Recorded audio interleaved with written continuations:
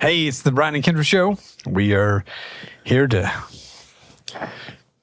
give some insights on the market that are valuable. Some practical tips. You're not sure, are you? Practical tips, valuable insights. Most assuredly. So we are, we did a little webinar thing yesterday and talking about years of experience. Sorry, you're not boring. I'm just See there? tired today.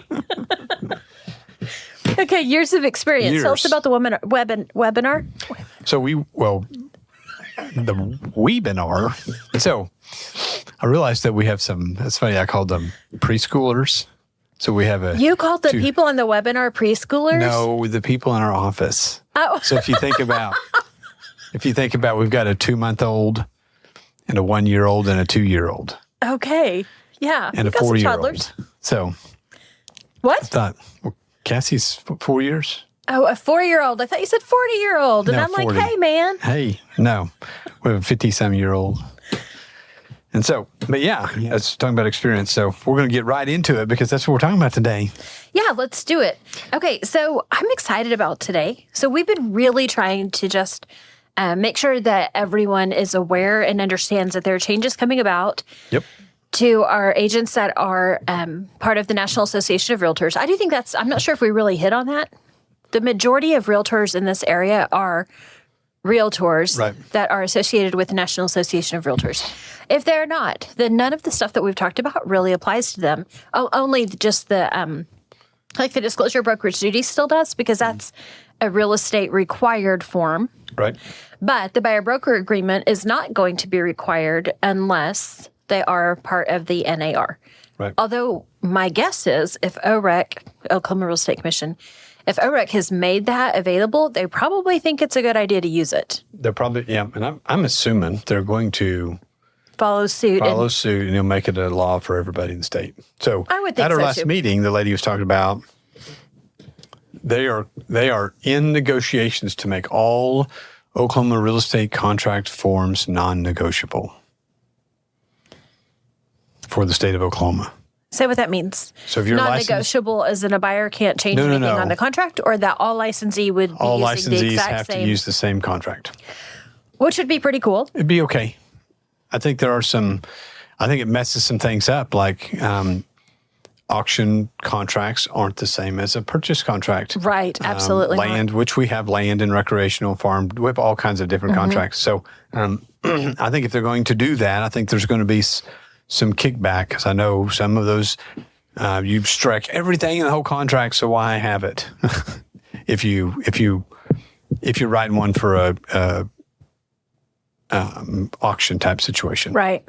Because they're as is, where is, no inspections.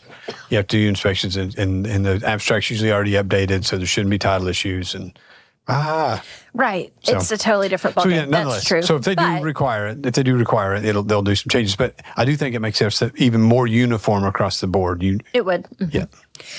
So anyway, what we're really saying is that because of the changes that we've seen, and so we've been wanting to share with you about what our actual duties are, and that we, Brian and I, do for our buyers and sellers. And we want to talk to you about the buyer agency or buyer broker agent agreement. My gosh, if the whole show goes like this, it's going to be a long show, isn't it? Yeah. Well, sorry, guys. Trip. So today, though, just to follow that up, because then if you're thinking, well, if I have to pay my broker now, why don't I just do my own thing and not even use an agent?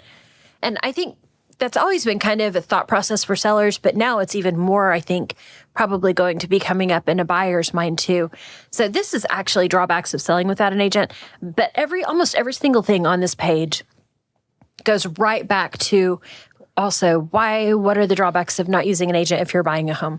So we want to really focus on that. So I'm telling you this because you haven't seen any of this material, but that's what we want to talk about. We want to just remind you again of like we've told you the benefit. So I guess we're saying it the opposite way, which is going to be the same thing. But I just really want people to understand that there is value in using a realtor. There is value in having a real estate agent to assist you as you're walking through your real estate purchase or sale. And so we want to share that with you. So are you ready, set to get going? I'm ready. Okay, first thing first, lack of market expertise. Lack of market expertise. So I always feel weird saying this right after you just said that we have toddlers in our office. But I think the toddlers in our office have a tremendous amount of expertise in spite of their youth, in spite of their youth in the business. right. Well, every week we go look at new listings. Right. Every week we talk about listings, the houses on the market. We're automatically talking about every transaction that they do. We walk there's an amazing amount of conversations that go on in our office about every transaction. I stinking love it. That's exactly what I was going to say. So our office dynamic now is as different as I've ever seen in any office. And a lot of the days are spent with 2, 3, 4 agents in the front room, and your office is right next to it. My office door faces where they are all sitting and doing all their work. And all day long, I'm hearing, hey, what do you think about? Hey, what would you do if? Hey, will you review this? Hey, Kindra, what do you think? Hey, Brian, how would you? And I stinking love that, because even the baby on our team has how many years of experience behind him? I don't math. You know this. A lot. Yes. I'm like, what kind of experience? You and I are like 40 years in the business together, almost 40 years in the business deep. So the market expertise that they have is just already greater exponentially than most brand new agents. Yes. It's incredible. Okay. So understanding local market conditions, we talk about that every single week whenever we are doing Realtor Tour. Whenever we do comparative market analysis, a lot of times our agents will buddy up. I don't think any of our agents looks at a house anymore by themselves. Nope. So then you go look at the house, you get back in the car, and you're already, okay, but we see this on the market that is similar. We see this. What do you think about this sales, a comp? Like, the market knowledge that this office and our agents have is pretty doggone impressive. Yes. That's not something that I think is as achievable to find and understand if you don't have a realtor on your side. Like, I don't think if I was not in real estate that I would have an inkling of an idea of what the market looks like in our area.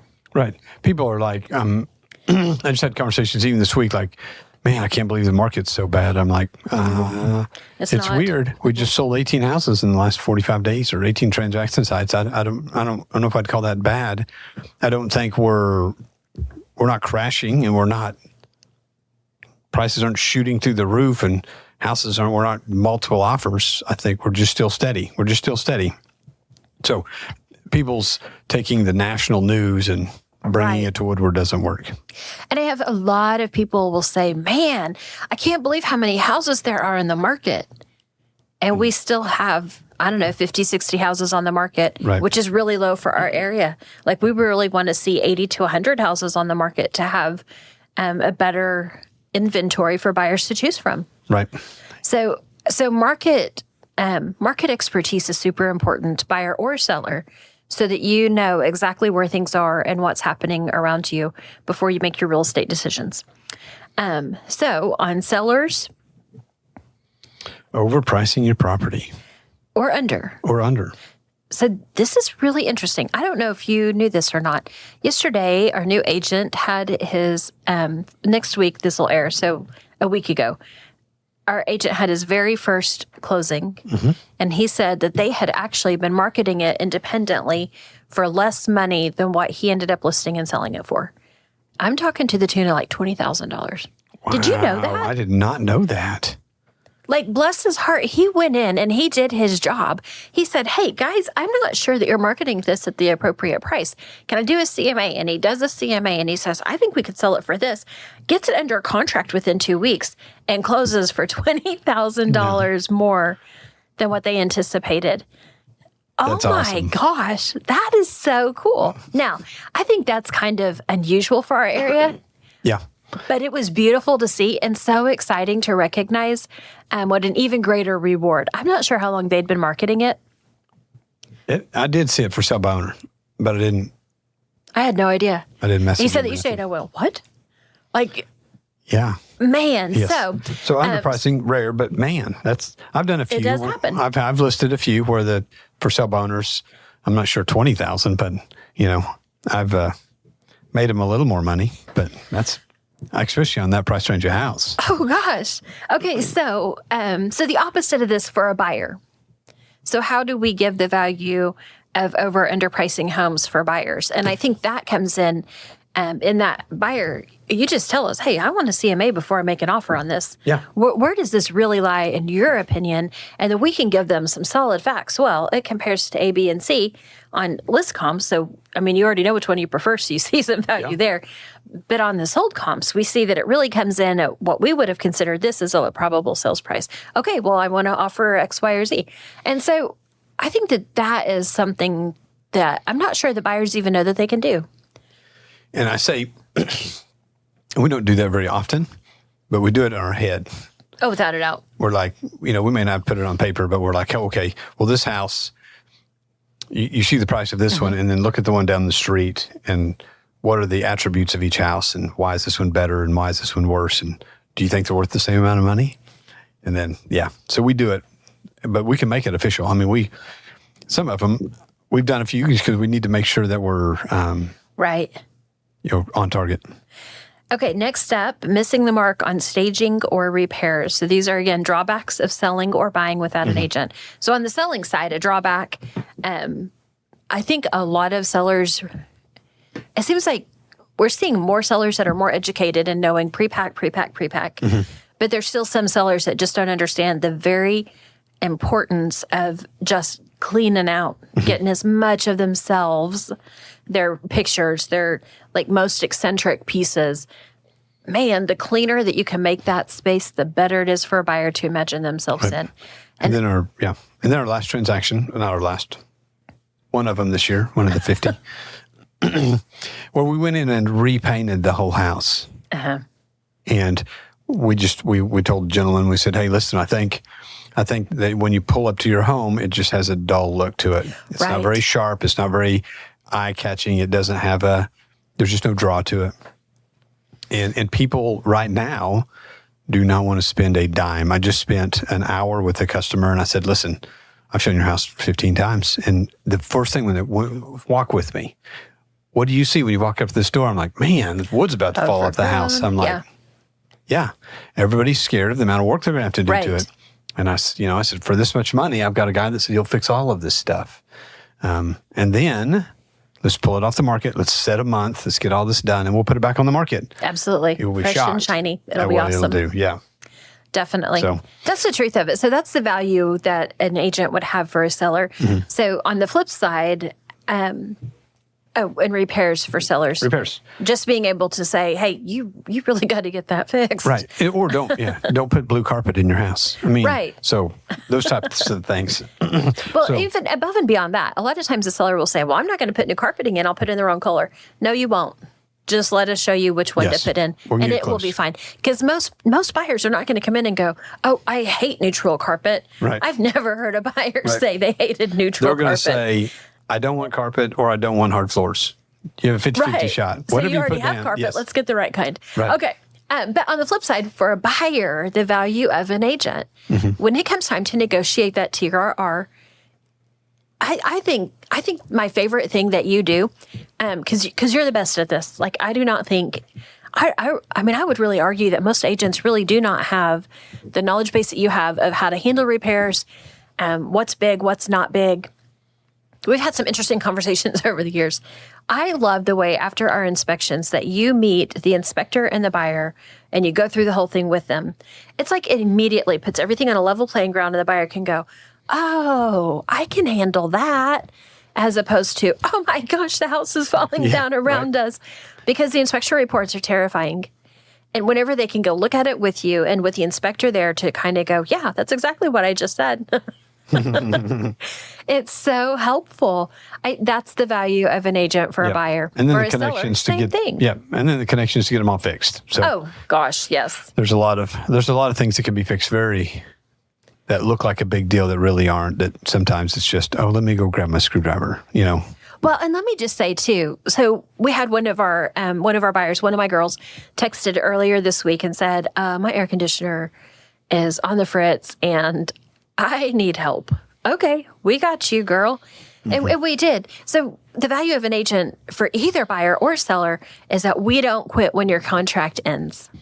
Like, we are still here and we still want to help. Like, I texted someone or I emailed somebody last week and I'd shared some information. She said, oh gosh, this is so helpful. I said, hey, we're here for anything. Like, from wherever you want to get your haircut to what church we go to. I mean, we want to just give you all the information. She said, great, what church do you go to?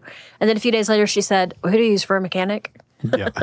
I thought, yes, this is what we want. We want to be able to help people, especially those that are coming in, to find a place to fit in Woodward and be comfortable and get their own people to help them. All right, next step, limited marketing tools. This is primarily for sellers, but I, again, think this goes backward for a buyer. So starting with sellers, our marketing is just pretty doggone cool. And it's I thought we were great before. You brought Nathan on, and we've done some fun things this year, like YouTube ads. yes. That was so cool. And it comes back to like one of our agents one time recently said, I don't know why you spend so much money on some of these things.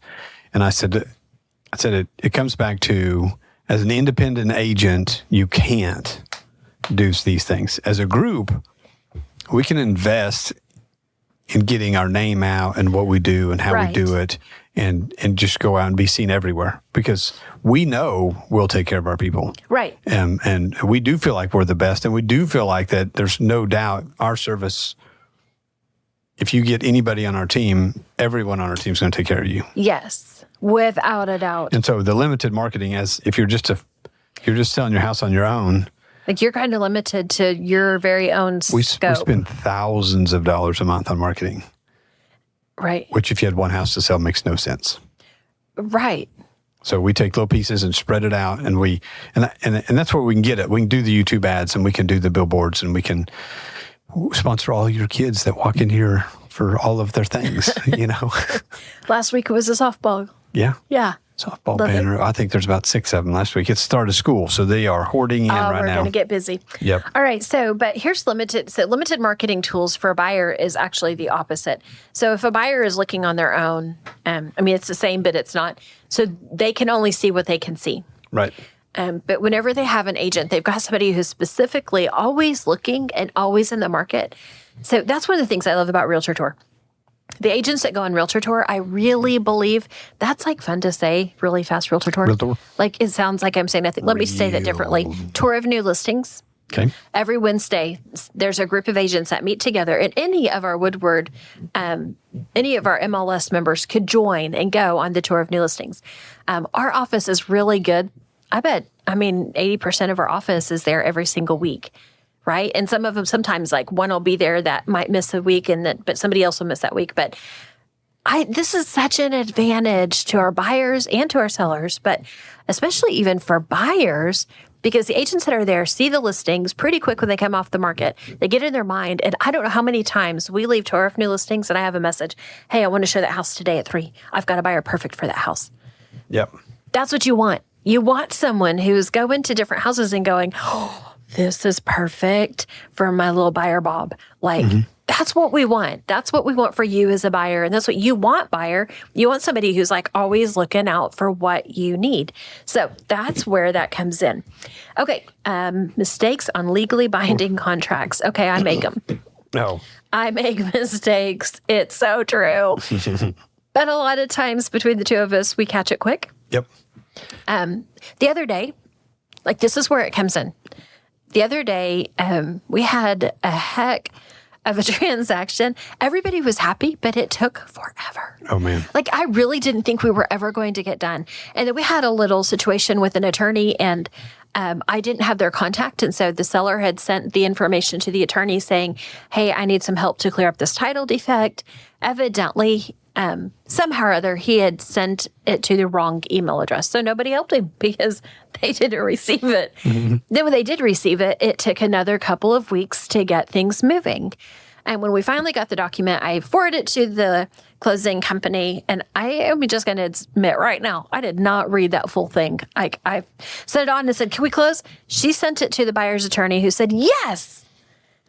And so we scheduled closing 2 days later. I see the document the next day, and I'm looking specifically for something this time, and I find a different problem. And I say, hey, we gotta we got another person that has to sign this deed tomorrow, like in 12 hours. Yeah. It was insane. Yeah. This is why you want somebody helping you. I call the closer and she goes, oh God, I missed it. I'm like, pretend you didn't. Just kidding. So what would have happened though, is if we would have proceeded, like this is what could have happened. If he had not been using an agent, if the buyer had not been using an agent, and somehow it got missed by the other two parties, that means when that buyer goes to sell that house again, he has an improperly executed deed, and he has to go hunt down those people that we had to like call half of Woodward to find her. So let's be real. This is, I mean, like it was a challenge. It was. And it was kind of, I mean, my heart rate was up. It was a miraculous. It was awesome. But it was so fun the way, like we were kind of giggling halfway through because it was like, do you know? And the name that we had is not the name they go by. Mm-hmm. And so, I mean, we had to really do some top-notch research, guys. I could be a private detective later. That's why you want a buyer's agent, because you want someone who is going to go that extra mile when it's down to the finish line and make sure you get finished and done properly. Because an improperly executed deed is just going to create chaos and havoc for you later. So, okay. It's just a fun story now. And then half the family didn't know who the person was. It's done. They got their money. The buyer got their house. I know. Yeah. That's what was so funny. Because whenever I Who is this guy? called this young man, he goes, we don't know who that is. We don't even know why that person is on there. Nobody knows. The attorney, of course, doesn't know. The seller doesn't know. The seller's dad didn't know. It just escalated to the most crazy situation. But we found her. Yep. All right. Juggling all the negotiations. I always feel like it takes us every day, all day, way more than the 8 hours that it says on our door to keep everything together. Yes. I cannot imagine buying my house or selling my house without somebody else to do that work and still go to work and take care of my own stuff. I mean, we already know, we've got 8 hours a day or more or less at work. And then you've got laundry and you've got cleaning up your house and you've got pick up the kids and you've got take the dog to the vet 3 times this week, y'all. Oh my gosh, poor Tilly Bell. How in the world do I add to that buying my own house, doing my own paperwork, doing my own inspections, taking care of my lender, making sure everybody has what they need, getting all the documents where they need to be? It's like a full-time job. Yep. Right? It is. There's this guy in our office that always says, if it wasn't easy, we wouldn't have a job. If it was easy, we wouldn't have a job. If it was easy, we wouldn't have a job. And it's Buyer, sellers, both. I think really and truly, I believe that this is a service that, I mean, I'm like, I bought into this a long time ago, and I really, really believe it. Even when I had to put my own house on the market, and you and I talked about this, we were not working together then. And you said, you have to put your house on the market. Don't you believe in what you do? Well, yes, I do, but I'm worried about people going through my house. And guess what? You were right. I put it on the market. Another agent sold it. It was beautiful, and it was so seamless. It was so fantastic. Yep. So, yes, I believe in what we do. All right. So that was buyer sellers both. Let us help you out. Yeah, I even hired an agent in Weatherford to sell my house. I'm proud of you for doing that, because I know that you probably could have done that on your own. I know I could have done it. But hot dang, it's so much better to let somebody else do that. Yep. Okay. This is so funny whenever we say that. I know that sounds crazy. Yeah. But legit, it's kind of like whenever you try to work on your own car in your backyard instead of taking it to the dealership and having the mechanic do it, even if you're the mechanic. I'm telling you, it's just easier to do it at work where you got all the tools. Man. Yep. Okay, more difficulty in being objective. I think this is probably the most impactful part of the entire, I don't know how many steps this are, 9 or 10. As a seller, I've told the story a million times, and I'm going to tell it a million more. When my daddy wanted to sell their house here in Woodward, and you guys, I love my daddy. I'll fight you. He's the best dad in the world. And whenever he wanted to list that, and he loved that house so much, his price was off base. And it was the hardest conversation, probably the second, third. Now, I mean, we've had harder conversations now, but at that point, it was one of the hardest conversations I'd had with my dad to say, but Dad, like what you want is unreasonable. Like this is a real number for your house in today's market. Let me show you the comps, Daddy. This is what it looks like. This is what you're up against. You've got to put it at this price or you'll never get it sold. And then whenever people would say, well, it's a little dated. What do you mean it's dated? We just spent the last 2 weeks painting every square inch and we did this and we did that. I know, Daddy, but we waited 20 years to do any of that. So it's still a little bit behind times, right? Yeah. I've dated it 20 years ago. I know. I love it so much. It's really, and here's the thing. I get it. My dad was emotionally attached to that house. He had finished raising 3 out of the 4 kids in that home. And that's where his first grandkids came to do Christmas. And I mean, we have our prom pictures in front of that fireplace and all the different things. And that's what we love about a home. So when it comes times to sell it, it's really hard to separate those emotions, that memories from this place that you love and that you've built your family. Yep. And I'd just say one more time, your memories are actually always in your mind, and that house is just the shell. Like your relationships are really where it's at, but we understand that emotional tie to the place. So that's where it's easier for us as we're showing the house and hearing somebody go, I hate that fireplace. I'm going to rip that out. Than it is for you to hear it. Yeah. We can be objective and we might think you are a crazy fool to tear out that fire. Oh, I'm sorry. Oh, wait, I didn't mean that. We might think it too, but we can handle it. It doesn't hurt our feelings. And then we can help you whenever it's time to negotiate. Yep. From the buyer's side. We can help you to remember your business mindset when you're negotiating. Because sometimes when a seller comes back, it might hurt your feelings with what they are counteroffering you. We can do this. Let us help you do that. Let us help you be the objective party. I really believe this is one of the most important parts that we do. Yep. But that's because we believe that, because this is a real estate driven relationship, right? Yes. Did I say that wrong? Relationship driven real estate. But the real estate also drives our relationships. So it is the same, I guess. I mean. But that's why it's so stinking important. Yep. The last one real quick. People. So Yes. time and effort, obviously we've talked a lot about that. But security is not really a big deal in Woodward, but it could be. Somebody could come scope your house out. Even in Woodward, I did not want my grandmother, if I still had one, I would not want her showing her own house. Right. No. No way. No. Nope. Nope.